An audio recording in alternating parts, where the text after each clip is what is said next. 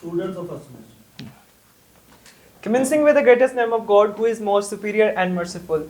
My name is Matthew Gori, and I am a student of Generic BSN, 5th batch, 3rd semester, 2nd year at the Sina Institute of Nursing and Allied Health Sciences. Commencing with the greatest name of God, who is most merciful and beneficent. Good morning, everyone. My name is Absar, and I'm student of 5th batch, 2nd semester, studying Generic BSN at Sina Institute of Nursing and Allied Health Sciences, Quetta. So today we are here to perform a practical lab upon the topic anatomy and physiology of the muscular system in front of 6th batch, 1st semester. So this is assigned by Miss Masuma. So our topic is about the muscular system.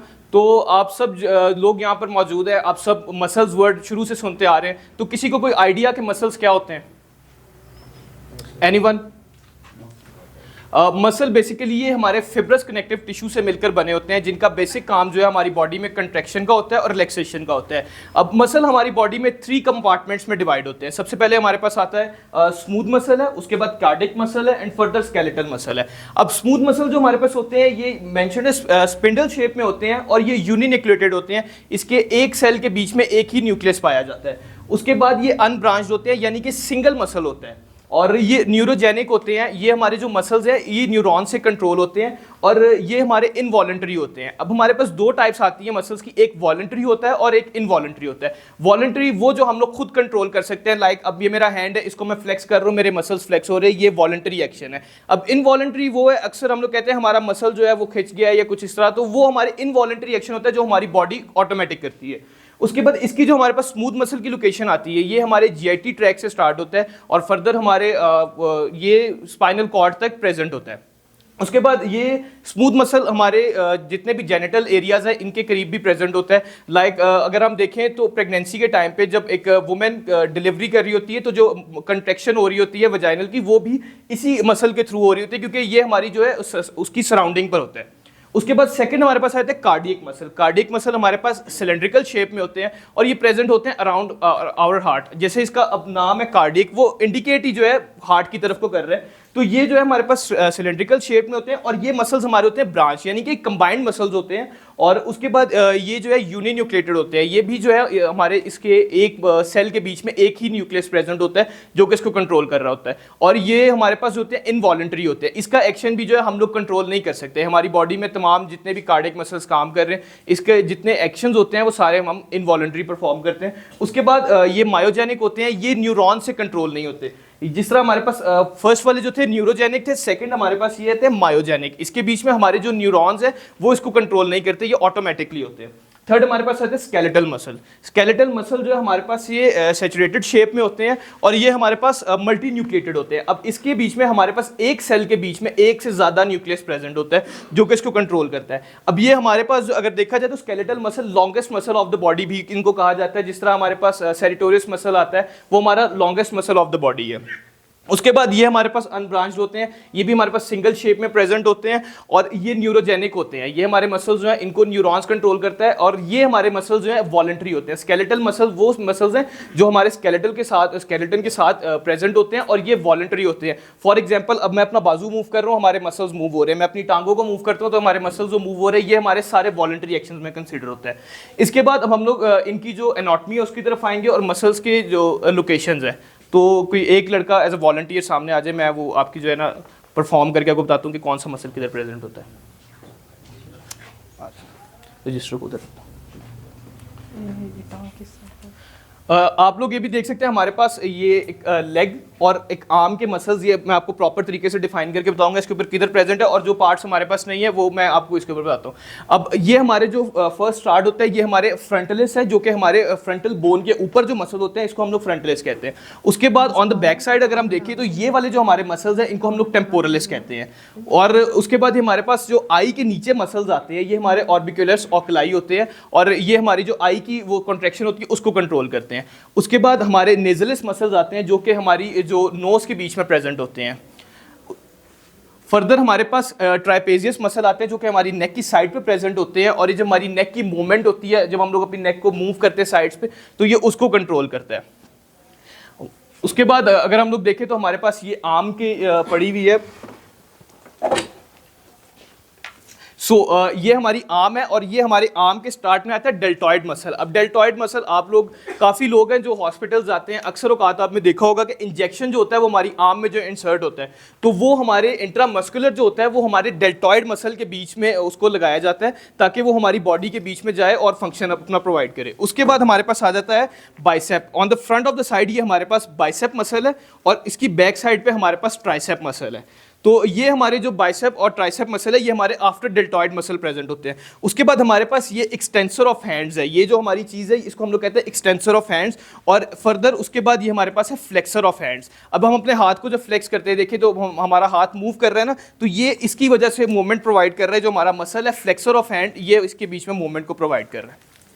इसको वापस adjust कर देना। उसके बाद हमारे पास जो अपर हमारी chest के बीच में मसल आते हैं, इसको हम लोग कहते हैं पेक्टोरलिस मेजर, जो कि हमारे पेक्टोरलिस मेजर हमारे अपर चेस्ट के बीच में प्रेजेंट होते हैं। उसके बाद पेक्टोरलिस मेजर के बाद हमारे पेक्टोरलिस माइनर आते हैं, जो कि उससे हमारे middle of the chest present होते हैं। उसके बाद अगर हम लोग चले तो हमारे पास आता है लॉर्सेरम ओक्लाई। ये हमारी बैक ऑफ ये हमारी जो स्पाइनल कॉर्ड है उसके साइड में प्रेजेंट होता है, हमारी बैक के ऊपर। उसके बाद हमारे पास आते हैं हमारे जेनिटल एरियाज के जो कि मसल्स है, उसमें हमारे पास जो front of the genital area आता है वो हमारे पास आता है अबडक्टर मसल है, जो कि हमारे जेनिटल एरिया के फ्रंट पे प्रेजेंट होता है। इसकी बैक पे जो हमारे बटक्स हैं उसके ऊपर दो मसल्स आते हैं, एक आता है ग्लूटस मैक्सिमस और एक आता है ग्लूटस मिनिमस। ग्लूटस मैक्सिमस जो है ये हमारी बॉडी का जो है वो लार्जेस्ट मसल भी, इसको लॉन्गेस्ट मसल भी हम इसको कहते हैं इन शेप और साइज। और ये जो है उसके बाद जो नीचे हमारा है ग्लूटस मिनिमस। अब इसके जो नाम है वो आपको इंडिकेट कर रहे हैं मैक्सिमस और मिनिमस। मैक्सिमस का मतलब ये वर्ड मिनिमम से ड्राइव हुआ है और ये जो है हमारे मतलब बॉडी के लॉन्गेस्ट मसल में भी कंसीडर होता है। उसके बाद हमारे पास आता है सेरेटोरियस मसल। ये हमारी बॉडी का लॉन्गेस्ट मसल होता है जो कि प्रेजेंट होता है हमारी लेग के बीच में। अभी हम लोग देख सकते हैं ये हमारी ह्यूमन बॉडी की लेग है, तो जिसका सेरेटोरियस मसल है ये यहाँ से स्टार्ट होता है, ओरिजिनेट करता है फ्रॉम द थाई और ये हमारे स्पाइनल कॉर्ड तक जाता है। उसके बाद हमारे पास इसके आ जाते हैं हैमस्ट्रिंग मसल। अब ये back side of the thigh जो है ये हमारे हैमस्ट्रिंग मसल्स हैं। फर्दर हमारे पास आते हैं क्वाड्रा रिसेप्टर्स। अब आप ये देख सकते हैं क्वाड्रा रिसेप्टर्स, जो ये वर्ड क्वाड्रा है वो इंडिकेट कर रहा है 4 को। तो ये 4 जो हमारे मसल्स होते हैं आपस में कंबाइन होते हैं, इनको हम लोग कहते हैं क्वाड्रा रिसेप्टर्स। तो ये आप इसमें देख भी सकते हैं 4 मसल्स आपस में कंबाइंड है, तो ये हमारे क्वाड्रा रिसेप्टर्स होते हैं। उसके बाद हमारे एक्सटेंसर्स ऑफ फुट आते हैं जो कि हमारी अपर ऑफ द हील है। और उसके बाद जो है हमारे पास ये फ्लेक्सर ऑफ फुट है, जिसकी वजह से हम लोग अपने फुट की मूवमेंट को कर सकते हैं। So this was my part of presentation. Now I would like to call mister Matthew to please come up on the stage and continue the further lab. Thank you, Mr. Absar, for calling me. So I'm here, you guys, to tell you about the physiology of the muscular system. So हमने देखा कि muscle का हमारी body के अंदर different तरह से role perform करता है। हमने देखी कि इसकी कुछ डिफरेंट टाइप्स हैं जो हमारी बॉडी में मौजूद है और ये कुछ डिफरेंट लोकेशंस पे मौजूद होती हैं और अपना फंक्शन को परफॉर्म करती हैं। हमने देखा कि मसल जोन से हैं हमारी बॉडी में कॉन्ट्रैक्शन और रिलैक्सेशन का काम करते हैं। मुझे कोई बता सकते हैं कि कॉन्ट्रैक्शन होती है हमारे मसल्स में, लेकिन इस कॉन्ट्रैक्शन से होता क्या है हमारी बॉडी में, क्या फंक्शन परफॉर्म होता है, कोई बता सकता है? बेसिकली जो कॉन्ट्रैक्शन होती है हमारी बॉडी के अंदर वो मूवमेंट को प्रोवाइड करती है। यानी जो ये मसल जब कॉन्ट्रैक्ट होते हैं तो हमें मोबिलिटी मिलती है। हम जो अपनी डेली लाइफ में एक्टिविटीज परफॉर्म कर पा रहे होते हैं वो किसकी वजह से कर पा रहे होते हैं? Due to these muscles contractions. यानी कि जब हमारा मसल्स कॉन्ट्रैक्ट होता है तो हमारा बॉडी के अंदर मूवमेंट होती है। मसल्स की हमारे पास 4 प्रॉपर्टीज आती हैं, जिसके अंदर सबसे पहली आती है हमारे पास एक्साइटेबिलिटी। एक्साइटेबिलिटी जैसे कि वर्ड शो कर रहा है एक्साइटमेंट, यानी कि हमारे मसल्स के अंदर एक्साइटेबिलिटी आती है। किसकी वजह से? हमारे न्यूरॉन से जब न्यूरोट्रांसमीटर्स आते हैं तो वो हमारे न्यूरोमस्कुलर जंक्शन में एक्साइटेबिलिटी को पैदा करते हैं। फिर इसके बाद आती है कॉन्ट्रैक्शन, यानी कि मैंने आपको बताया कि अगर हम अपना किसी भी बॉडी को पार्ट को मूव करना चाहते हैं तो हमारे मसल्स का कॉन्ट्रैक्ट होना लाजमी है। जैसे कि मेरा ये लोअर हैंड है, मैंने अगर इसे क्या नाम है अपवर्ड की तरफ मूव करना है तो मेरे बाइसेप जोन से वो कॉन्ट्रैक्ट होंगे तो ही ये मेरा जो सा लोअर हैंड है वो मूव कर पाएगा। बगैर कॉन्ट्रैक्शन के इसको मूव करना मुश्किल होते हैं। फिर आते हैं हमारे पास इसके बाद एक्सटेंसिबिलिटी। एक्सटेंसिबिलिटी का मतलब होता है कि मसल्स की एक नॉर्मल स्टेट है उससे ज़्यादा वो स्ट्रेच हो जाए। यानी कि ये मेरा हाथ है, ये नॉर्मल स्टेट में है, इसको मैंने जो है ना ये अपने पूरा राउंड दिया जिससे क्या नाम है मसल मेरे एक्सटेंड हुए, अपनी नॉर्मल रेंज से ज़्यादा ये मूव हुए। फिर आती है हमारे पास लास्ट में इलास्टिसिटी। इलास्टिसिटी जो सी होती है वो हमारे मसल्स की क्या नाम है अपनी नॉर्मल स्टेट में वापस आना है। यानी कि आप किसी भी इलास्टिक रबर को खींचेंगे तो जब आप उसे छोड़ते हैं तो वो अपनी नॉर्मल ओरिजिनल स्टेट में आ जाता है। वैसे ही जब हम अपने मसल्स को छोड़ते हैं अपनी तो वापस वो अपने ओरिजिनल स्टेट में आ जाता है, रिलैक्स स्टेट में आ जाता है। फिर हम देखते हैं कि हमारे मसल्स का, स्केलेटल मसल का स्ट्रक्चर मैं आपको बताता हूँ कि हमारे बोन के साथ कैसे अटैच होते हैं हमारे मसल्स। हाँ, ये आ गई हमारे पास बोन जोन सी है और ये हमारे पास मसल है। इनके बीच में एक लिंकअप कनेक्शन होता है जो कि हमारा, जिसे हम कहते हैं टेंडेंस हमारे बोन्स को और मसल्स को अटैच कराते हैं। फिर हम, ये हमारे पास एक मसल है, हमारे मसल्स की कुछ लेयर्स होती हैं। जो हमारे मसल्स की आउटर लेयर होती है उसे हम कहते हैं एपिमाइजियम। एपिमाइजियम पूरे मसल को कवर करते हैं आउटर रीजन से। फिर अगर हम मसल को इंटरसेक्ट करें, इसका हम लोग देखें तो इसके अंदर हमारे पास आते हैं फेसिकल्स मौजूद होते हैं, यानी ये मसल बंडल्स होते हैं और इन फेसिकल्स के ऊपर भी हमारे पास एक लेयर मौजूद होती है जिसे हम कहते हैं पेरीमाइजियम। फिर अगर हम फेसिकल को देखें तो उसको अगर हम क्लोजर लुक देखें तो उसके अंदर हमें मिलते हैं मसल फाइबर्स। मसल फाइबर के ऊपर भी हमारे पास एक लेयर मौजूद होती है जिसे हम कहते हैं एंडोमाइजियम। अब हमने देखा कि हमारे पास 3 लेयर आ गई, एपिमाइजियम, पेरीमाइजियम और एंडोमाइजियम। फिर जो सा हमारे पास, ये मैंने बताया मसल फाइबर है। मसल फाइबर के अंदर एक थ्रेड लाइक स्ट्रक्चर होता है जिसे हम मसल का सेल कहते हैं, उसे कहते हैं मायोफिब्रिल। और उस सेल के अगर स्ट्रक्चर को हम देखें तो हमारे पास अगर मसल फाइबर जो है, ये मेरे पास आपको क्लोजर लुक है मसल फाइबर की। मसल फाइबर के अंदर आपको ये रीजन्स दिखेंगे, एक होता है हमारे पास डार्क रीजन और एक होता है हमारे पास लाइट रीजन। ठीक है, ये डार्क रीजन आ गया, ये लाइट रीजन आ गया। अब एक लाइट रीजन से लेके दूसरे लाइट रीजन तक जो सा एरिया है, रीजन है, उसे हम कहते हैं सार्कोमियर, जिसके अंदर 2 लाइट रीजन आ जाएंगे और एक डार्क रीजन आ जाएगा और वो तीनों मिलके हमारे पास बनाते हैं एक सार्कोमियर। सार्कोमेयर का ये क्लोजर स्ट्रक्चर अगर हम इसे ओपन करें तो ये हमें इस तरह से मिलता है, जिसके अंदर हमारे पास ये डार्क रीजन है। ये देख रहे हैं, ये जो डार्क रीजन आपको नजर आ रहा है, ये हमारे पास थिक प्रोटीन जो से होते हैं उन्हें हम कहते हैं डार्क रीजन। और जो हमारे लाइट रीजन थे ये वाले, ये हमें मिल जाते हैं एज अ थिन प्रोटीन। ये हमारे पास थिन प्रोटीन मौजूद है और ये जो थिक और थिन प्रोटीन है, यही हमारे मसल कॉन्ट्रैक्शन के अंदर एक बहुत अहम पार्ट प्ले करते हैं। इन्हें हम थिक और थिन प्रोटीन्स नहीं कह सकते, तो इनको एक प्रॉपर नाम दिया गया। जैसे हमारे पास थिक प्रोटीन्स है उन्हें हम कहते हैं मायोसिन या हमारे पास थिक फिलामेंट्स, और जो हमारे थिन जो से प्रोटीन्स है उन्हें यहाँ हम एक्टिन कहते हैं या हम उन्हें कहते हैं थिन फिलामेंट्स। अब इनका जो सा प्रोसेस होता है वो हमारे पास, अगर हम सिर्फ इन प्रोटीन की स्ट्रक्चर को देखें कि ये प्रोटीन कैसे बनते हैं, तो वो हमें कुछ इस तरह से मिलते हैं। यानी कि जो सा हमारे पास थिक प्रोटीन है उसके अंदर हमारे पास मौजूद होते हैं जिन्हें हम मायोसिन कहते हैं। वो हमारे पास 2 तरह की प्रोटीन से मिलकर बने होते हैं, जिसमें आते हैं हमारे पास फिब्रस प्रोटीन और ग्लोबुलर प्रोटीन। फिब्रस प्रोटीन, जैसे कि नाम जाहिर हो रहा है कि फाइब्रस प्रोटीन से बने हुए हैं, जिसके अंदर फाइबर लाइक इनका स्ट्रक्चर होता है। और जो ग्लोबुलर प्रोटीन्स होते हैं वो हमारे पास ग्लोब शेप के होते हैं, यानी राउंड शेप के होते हैं। और वो हमारे पास, उनका अगर हम स्ट्रक्चर देखें तो कुछ ऐसा होता है, मैं दिखाता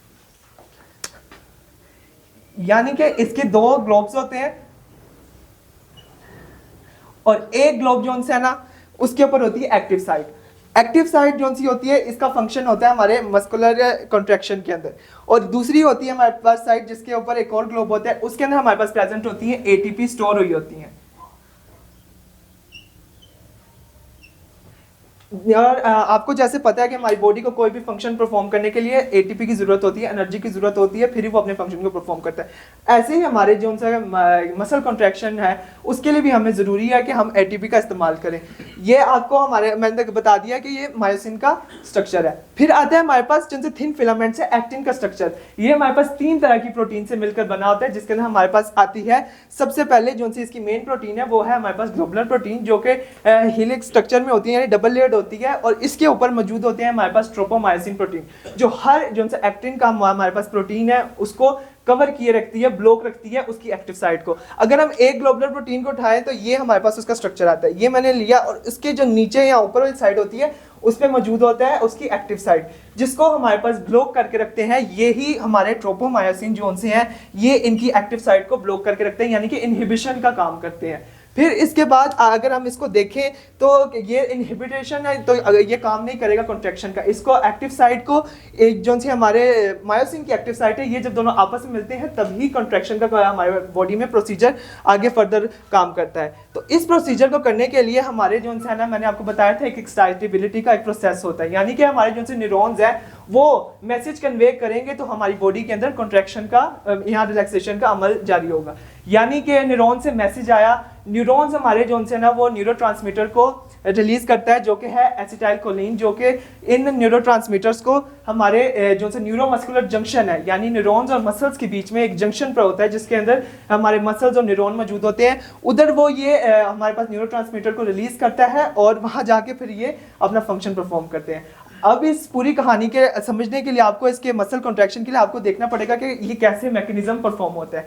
हमारे सेल का अगर देखें जो स्ट्रक्चर है मसल सेल का फाइबर का, उसका अगर हम स्ट्रक्चर देखें तो हमें मिलता है यानी कि जो से हमारे आर्म सेल की जो सी मेम्ब्रेन होती है उसे हम प्लाज्मा मेम्ब्रेन कहते हैं। तो ये जो सी हमारे मसल की मेम्ब्रेन होती है उसे हम कहते हैं सार्कोलीमा, सार्कोलीमा कहते हैं। और इस सार्कोलीमा के ऊपर प्रेजेंट होते हैं हमारे पास कुछ रिसेप्टर्स। यहाँ आप देख सकते हैं ये रिसेप्टर यहाँ मौजूद है जो कि क्या नाम है इसके अंदर आगे जो कंट्रैक्शन का जब प्रोसीजर होगा तो ये बहुत हेल्पफुल होंगे। फिर अगर हम नीचे देखें इसके अंदर हमारे पास आती है इनर सेल के अंदर हमारे पास आती है टी ट्यूब्यूल। टी ट्यूब्यूल जो सी है वो आपको इसका फंक्शन भी मैं बताता हूँ। और इसके अंदर हमारे पास मौजूद होती है एंडोप्लाज्मिक, जैसे हमारे सेल में होती है रेटिकुलम, इधर होती है सार्कोप्लाज्मिक रेटिकुलम। सार्कोप्लाज्मिक रेटिकुलम जो सी है वो हमारे पास स्मूथ होती है, ठीक है। और इन सार्कोप्लाज्मिक रेटिकुलम के अंदर हमारे पास कैल्शियम आयंस मौजूद होते हैं। और आपको पता होना चाहिए कि जब कैल्शियम आयंस का जिक्र हो रहा है तो मसल कॉन्ट्रैक्शन के अंदर कैल्शियम आयंस का बहुत मेजर रोल है। Without calcium ions muscle contraction नहीं होती है। सो हमने देखा कि हमारे पास न्यूरॉन सिग्नल दे भेजेगा तभी हमारे बॉडी के अंदर मसल कॉन्ट्रैक्शन होगी। सो न्यूरोट्रांसमीटर्स उसने रिलीज किए हमारे न्यूरॉन्स ने, और वो जाके हमारे जो रिसेप्टर्स थे, मैंने आपको बताया था कि रिसेप्टर्स मौजूद होते हैं हमारे सार्कोलीमा में, तो वो जाके वो रिसेप्टर से अटैच हो जाएंगे, उसके साथ रिसेप्टर पे जाके अटैच होगा और वो फिर अलाउ कर देगा कि वो जो हमारे पास आयंस आ रहे हैं वो हमारे टी ट्यूब्यूल्स में जाकर आगे फंक्शन को परफॉर्म करें। वो जब टी ट्यूब्यूल से वो न्यूरोट्रांसमीटर्स इंटर होते हैं तो वो जाके जो हमारा सार्कोप्लाज्मिक रेटिकुलम है वहाँ जाके कैल्शियम आयंस को रिलीज कराता है, यानी कि वो हमारे जो सा सार्कोप्लाज्मा है उसके अंदर जाकर रिलीज हो जाते हैं कैल्शियम आयंस, यानी कि फिर वो जो मसल्स फाइबर्स हैं उन पर जाकर एक्ट करते हैं। अब देखते हैं कि हमने बताया कि ये कैल्शियम आयंस क्या परफॉर्म करते हैं। मैंने आपको बताया था कि जो से हमारे पास एक्टिन का अगर हम देखें तो ये जो थिन फिलामेंट्स हैं इनके अंदर 3 तरह के प्रोटीन्स थे। एक थे हमारे पास ग्लोबुलर प्रोटीन्स, एक थे हमारे पास ट्रोपोनिन और एक थे ट्रोपोमायोसिन। मैंने आपको बताया था कि ट्रोपोमायोसिन जो से कवर करके रखता है ग्लोबुलर प्रोटीन को, उसकी एक्टिव साइट को। सो जो सा ये ट्रोपोनिन प्रोटीन है ना, ये आप देख सकते हैं ये ट्रोपोनिन प्रोटीन है।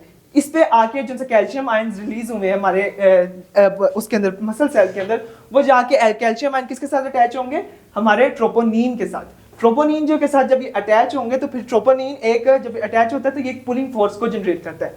जैसे वो पुलिंग फोर्स को जनरेट करता है तो जो से हमारे पास ट्रोपोमायोसिन प्रोटीन्स होते हैं वो जो अटैच हुए होते हैं हमारी एक्टिव साइट के साथ, वो यानी कि पुश बैक हो जाते हैं, जिससे उनकी एक्टिव साइट एक्सपोज हो जाती है। और इसकी एक्टिव साइट पहले से एक्सपोज थी लेकिन इसको अटैचमेंट नहीं मिल रही थी, लेकिन जैसे ही वो एक्सपोज हुई तो ये जाकर किसके साथ अटैच हो जाएंगे, हमारे इसके साथ एक्टिन की जो सी एक्टिव साइट है उसके साथ अटैच हो जाते हैं। तो ये एक क्या नाम है बॉन्ड बना देते हैं।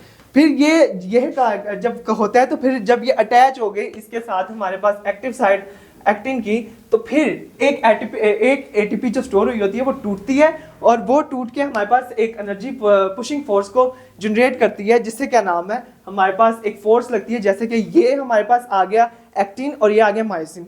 ये मायोसिन ने जब फोर्स को मिली फोर्स तो इसने इसे आगे धक्का दिया, जो सा आगे वाला मायोसिन होगा वो उसे और आगे पुश करेगा। पुश करते करते हमारे पास कॉन्ट्रैक्शन का प्रोसेस हो जाता है। ये सिर्फ आपने देखा कि कैल्शियम आयन के बाइंड होने की वजह से हमारे पास ये प्रोसीजर यहाँ तक आया है, यानी कि आपको कॉन्ट्रैक्शन कराने के लिए कैल्शियम आयन की ज़रूरत होती है। अब यहाँ सवाल ये पैदा होता है कि ये होगी कॉन्ट्रैक्शन तो होगी, लेकिन रिलैक्सेशन का अमल कैसे होगा, कोई बता सकता है? सो बेसिकली इसका रिवर्स जो उनसे होता है वो होता है हमारे पास रिलैक्सेशन का अमल, यानी कि फिर मैसेज आएगा न्यूरॉन की तरफ से कि अब रिलैक्सेशन करनी है। तो वो जैसे कैल्शियम आयंस जो वहां जाके अटैच हुए थे हमारे पास ट्रोपोनिन प्रोटीन के साथ, वो जाके डी अटैच हो जाएंगे और जाकर वापस स्टोर हो जाएंगे किसके पास, हमारे सार्कोप्लाज्मिक रेटिकुलम में। वहां जाके ये वापस स्टोर हो जाएंगे और जाके हमारे पास रिवर्स एक्शन होगा, यानी कि हमारे पास रिलैक्सेशन का प्रोसेस स्टार्ट हो जाएगा। यानी कि वो बैक अभी वो पहले इस तरह थे, अभी फिर जाके उन पे जो सी उनकी एक्टिव साइड थी ना हमारे एक्टिन की, वो वापस से ब्लॉक हो जाएगी थ्रू किसकी वजह से, ट्रोपोमायोसिन प्रोटीन की वजह से। अब हम देखते हैं कि हमने देखा कि ये आप देख सकते हैं यहाँ से ये जो से थे इनके ऊपर आके इनकी एक्टिव साइट अटैच होती है हमारे एक्टिन की मायोसिन के साथ, और ये जो सी है एक फोर्स को जो से जनरेट करते हैं जो कि आपस में कॉन्ट्रैक्शन कराते हैं। रिलैक्सेशन के अंदर रिवर्स प्रोसेस होता है, ये हमने देखा। अब मैं आपको एक कंक्लूड करना चाहूँगा, समराइज करना चाहूँगा हमारा होल टॉपिक जो था हमने पढ़ी क्या है, मस्कुलर सिस्टम की एनाटॉमी एंड फिजियोलॉजी। हमने देखा कि मस्कुलर सिस्टम हमारी बॉडी के अंदर 3 तरह की टाइप्स में मौजूद है, जिसके अंदर आते हैं हमारे पास स्मूथ मसल्स और आते हैं कार्डिक मसल्स और स्केलेटल मसल्स। इनके अंदर इनकी डिफरेंट प्रॉपर्टीज है, जैसे कि स्मूथ मसल्स हमारे पास यूनिन्यूक्लिएटेड होते हैं, अनब्रांच्ड होते हैं, न्यूरोजेनिक होते हैं, इनवॉलेंट्री होते हैं, और जिनसे हमारे पास कार्डिक मसल्स हैं वो हमारे पास सिलेंड्रिकल होते हैं, ब्रांच्ड होते हैं, यूनिन्यूक्लिएटेड होते हैं, मायोजेनिक होते हैं, और ये भी हमारे पास इनवॉलेंट्री होते हैं। फिर हमने देखा स्केलेटल मसल्स। स्केलेटल मसल्स हमारे पास होते हैं जो उनसे एक हमारे पास स्ट्रेटेड होते हैं। ये जो स्ट्रेट जो उनसे आपको नजर आ रही है ना, ये किसकी वजह से है? ये इन्हीं हमारे थिक और थिन फिलामेंट की वजह से है, यानी कि जो थिक फिलामेंट है वो ये कलर डिस्क्रिप्शन को लेके आता है।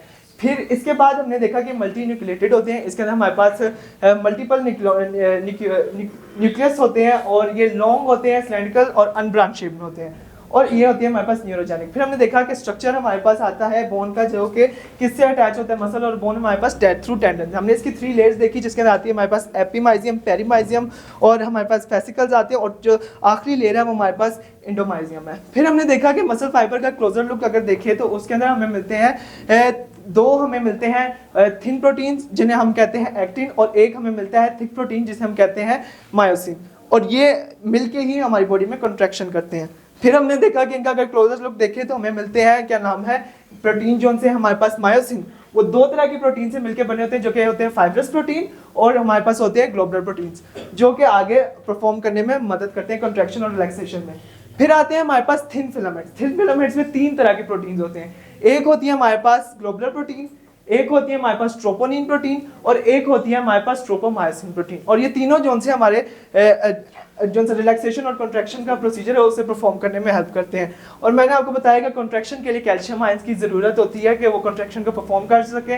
तो जो न्यूरोट्रांसमीटर्स होते हैं वो हमारे आते हैं न्यूरोमस्कुलर जंक्शन से, आकर हमारे रिसेप्टर्स के साथ अटैच होते हैं सार्कोलीमा के, और इंटर होकर हमारी बॉडी में जो उनसे हमारे सार्कोप्लाज्मिक रेटिक्यूलम है उधर जाके कैल्शियम आयन को रिलीज करते हैं। वो कैल्शियम आयन जाके अटैच होते हैं हमारे जो उनसे एक्टिन और मायोसिन है, वहां जाकर ये अपना ये एक्टिन के हमारे पास ट्रोपोनिन के साथ अटैच होते हैं, और जो ट्रोपोमायोसिन प्रोटीन है उसके ऊपर एक फोर्स जनरेट करते हैं जो कि उसकी हमारे एक्टिन की एक्टिव साइट को एक्सपोज करता है, और जाकर फिर हमारे पास ये प्रोसीजर कंप्लीट होता है कंट्रैक्शन और रिलैक्सेशन का। सो ये this was our lab performance on physiology and anatomy of the muscular system. So if you guys have any questions, any doubts related to our topics, you may ask. Thank you everyone.